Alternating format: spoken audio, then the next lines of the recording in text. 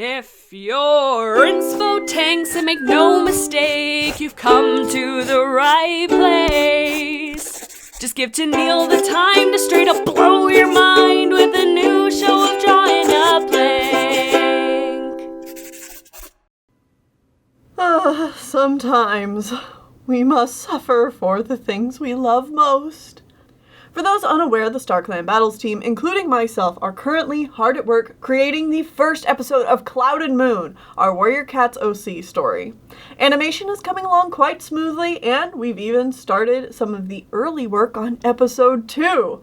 So if you would like to see updates and behind-the-scenes concept art on how all that is going, I recommend checking out the StarClan Battles Patreon page. There you can see background layouts, character references, unique character art and stories, and get a glimpse at the animation. Rewards and updates are posted roughly every 10 days. Now, what does this have to do with little Peachpaw here? Well, if you all remember the Designing for Maps video I did a long time ago, you might remember that I said something along the lines of, if you have doubts about whether your design is animation friendly, maybe try animating it yourself before putting up the map call. You can be surprised how different a design feels after the 50th drawing or so, and you'll probably learn some good ways to polish it before putting other animators through that headache. Yeah, that. I started working on animating some Peachpaw scenes in episode 1 and found I was having some trouble keeping Peachpaw on model. So I took my own advice and did some practice sketches to help me nail down Peachpaw's characteristics, specifically her face and neck floof shapes. Yep, it's the return of the neck floof. I could make infinite videos about the neck floof, and none of you all can stop me. So when you break character design down, you can usually break characters into distinguishable shapes. So for Peachpaw, the main shapes I'm looking at are rounded off diamond shapes. While I always start with a circle as my base for the head, Peachpaw's face shape fits perfectly into a diamond with the corners rounded out. The top part of her head is flat with two small rounded triangular ears coming out where the shape starts to slope down. Her ears connect to her head, and she gets those two little tufts of soft fur on the sides of her face. Peachpaw's eye line also sits right on the outer corners of the diamond, and her large, round eyes sit a bit wide apart from each other. This leaves room between her eyes perfectly for her fluffy nose bridge. Peachpaw has a short but wide muzzle.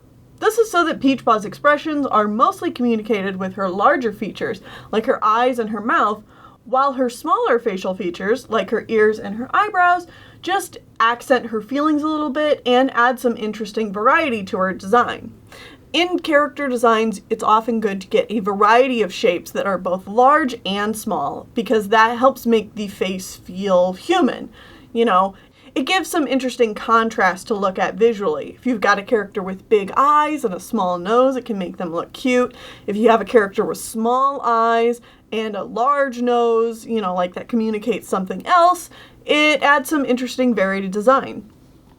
Another large feature of Peachpaw's is, of course, the neck floof, and you can bet I want to use it to not only help accent her emotions, but also her character design. It's important I know how to draw it from several angles. This way, no matter what direction we see Peachpaw from, we know it's her. And for the neck floof shape, we're again using a diamond shape, although I guess it is a little bit more of a heart shape with how it dips in at the top. An important thing to keep in mind is the length of Peachpaw's neck. She has a fairly short neck, which is why all that fur is bunched up together and poofs out. It's also got layers. The heart bumps on top connect to and around her shoulders, kind of like a fancy boa, and then the fluffed up fur around her chest connects to her fluffy underbelly. From the side, it can kind of look like these two layers blend together, but it's important to keep them in mind as separate pieces of floof.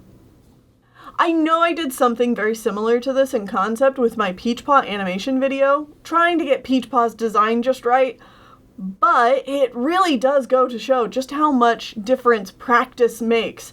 It's been a little over a year since that video, and I still feel like I'm getting better and faster at drawing Peachpaw all the time.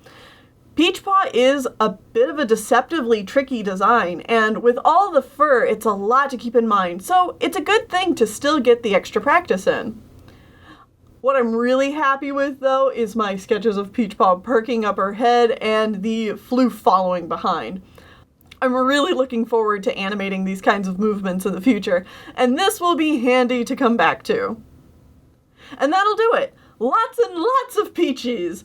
I can't tell you how much this helped me when I went to go back to animating her. It was like a night and day difference. I always try and get a little warm-up of whatever character I'm animating beforehand, but there really is no replacement for doing a whole bunch of practice like this. Plus, I just gotta say, it's fun! Doing character sketching like this really is my natural state. I could do exploration sketches like this for hours. This is exactly the kind of drawing I do in my free time just to relax. I enjoy exploring quick character expressions that don't require polish. The real reward is just working things out in my head and seeing where I end up taking things based on whatever I think of next.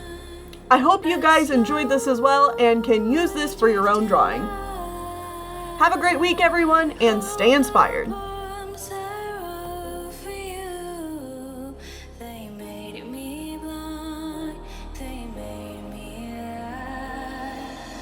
Hey.